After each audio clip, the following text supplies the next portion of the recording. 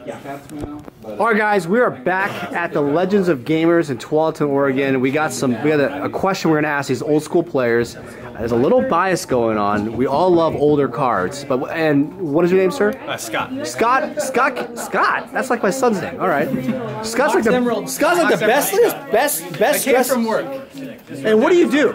I work for King County. Okay. So basically, what's interesting is Ultimate Masters came out. It's like the 7th Masters set.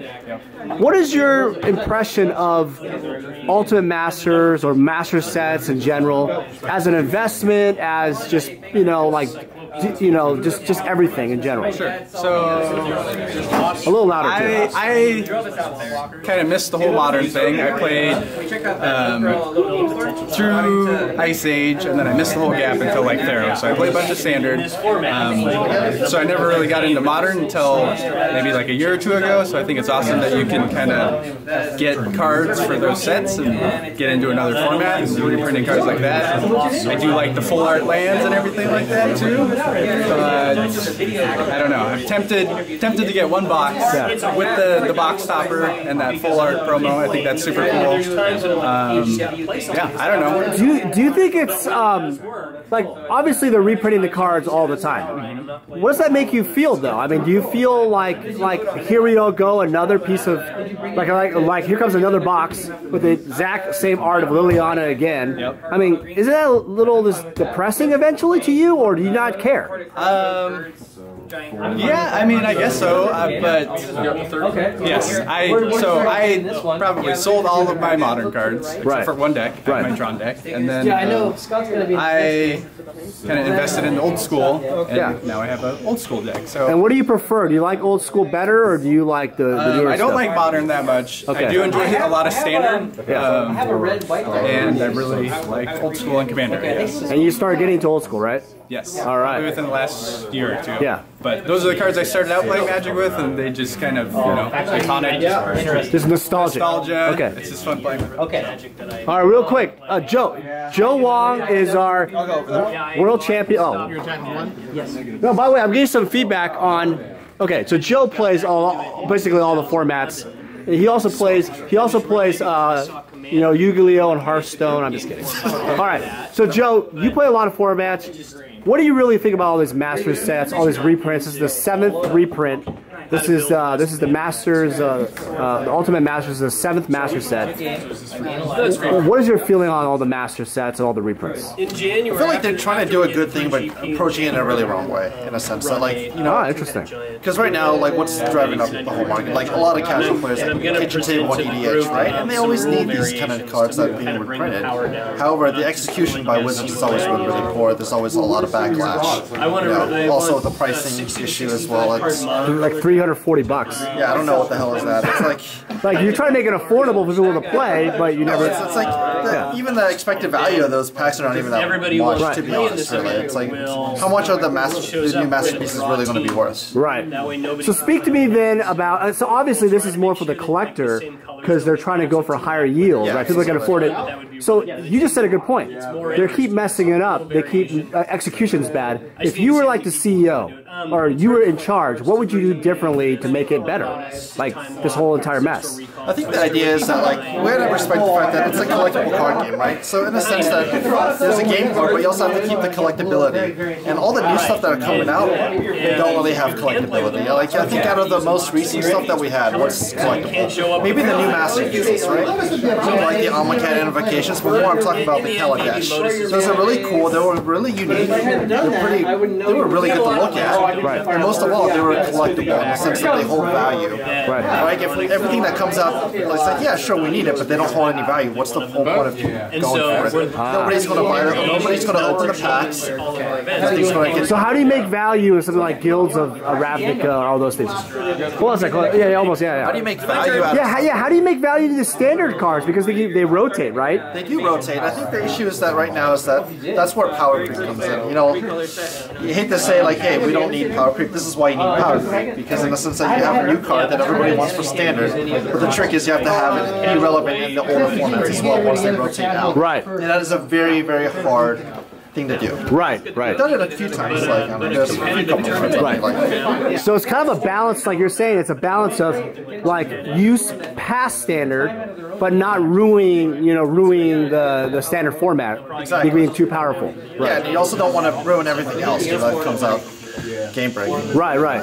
Yeah, it's tough. What do you think about the Ultimate Masters in terms of the box topper? Like just having a cool 40 card, 1 in 40 card pack, opportunity. This type of precedent now is like more of like an insert card of like baseball cards, right? Yeah, it kind of is. So does that fit towards the collector? Do you think that's a good for the hobby? Do you think it's bad for the hobby? What are your thoughts about that? It really depends on the person itself. Like personally, I think it's like a new card. It's kind of cool, a little bit alternate art, but honestly, it's not really that big of a change. So for me, it's probably not that big of a deal. For a collector, definitely, I would say they want one of each or even a playset, which I'm going to imagine is going to be very, very hard to do. Pretty challenging to get 40 cards. Yes. I mean, it's going to be pretty expensive, but that's a collecting challenge, right? No, exactly. Like even the, I think the expected value for those packs individually are like 100, maybe even 200. Right. At least currently right now. So they might fall. Right. But they're going to be pretty hard to get, and people are going to buy them well. But ultimately, the idea for players is they always get upset about it is, I want access to these cards at a cheaper price. There's really no way to do it, is it? Unless Wizards lowers the, just infinitely prints them and like lower, like mythics become rares, right? Yeah. And they just start going crazy like that. Here's the amazing part about it is the fact that like everybody complains about it, but ultimately nobody has the right to say how the law of supply and demand and economics work. And even though they complain about it, people will still buy them in the end. They'll still hold their value or maybe not hold their value. But either way, the product will move one way or another. Right, exactly. All right, guys. Well, that's Joe's opinion. Thanks, Joe.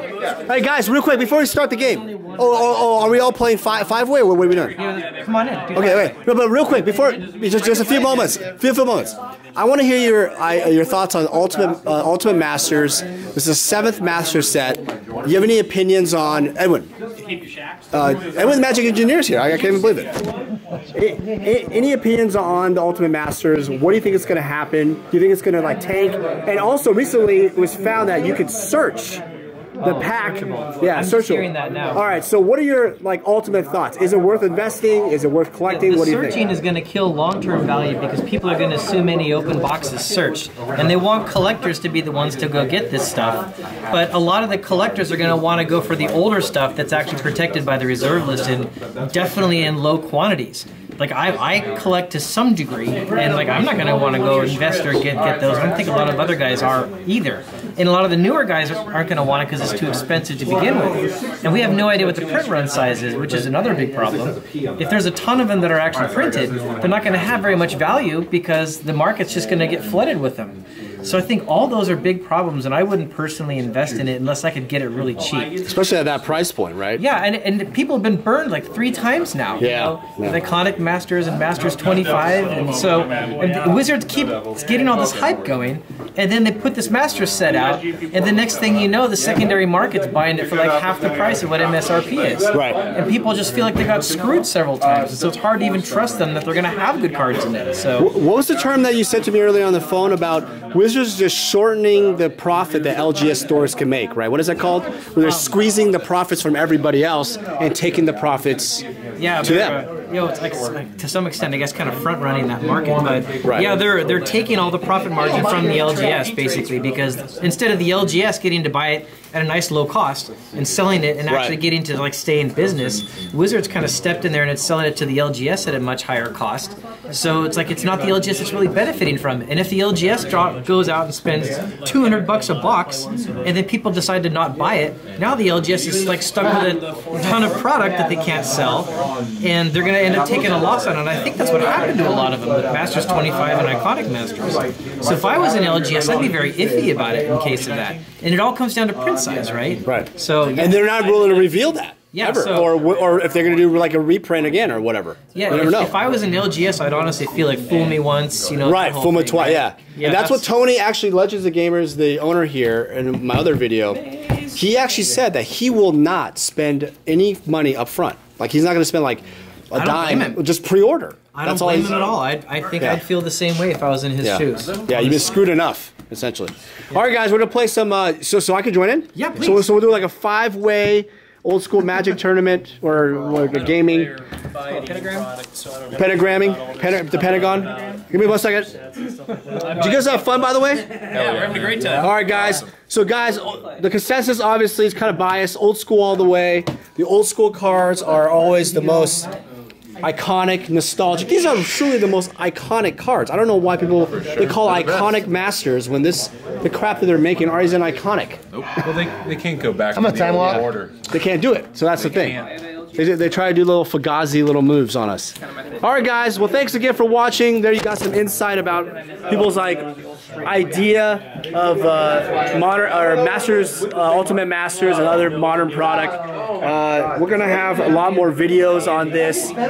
Recently, like I think it was mentioned, you can search the packs of the box topper. That is a game changer. So be careful about that. More news to come on that. And it's true. You can put a light through it and search it in a dark setting and see the actual card. So be very careful before you buy any of that on eBay, especially. Yeah, we'll talk to you guys soon. Thanks again for watching.